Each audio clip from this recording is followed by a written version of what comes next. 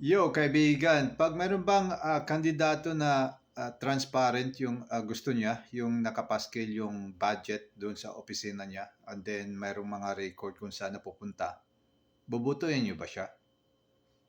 So, kaibigan, hahanapin natin yung tao na yun. Pero pag ah, mahahanap lang natin sila pag marami na tayo, kaibigan. Kaya follow, subscribe, kaibigan, kasi pag marami tayong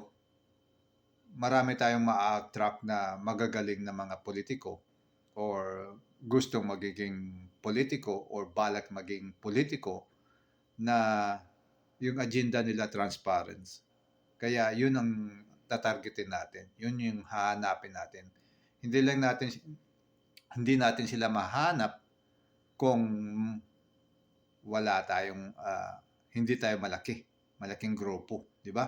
Dapat malaking grupo tayo. Kaya subscribe, follow. Gusto nating lumaki para mahanap natin yung politiko na gusto yung transparent. Kaya kaibigan, subscribe.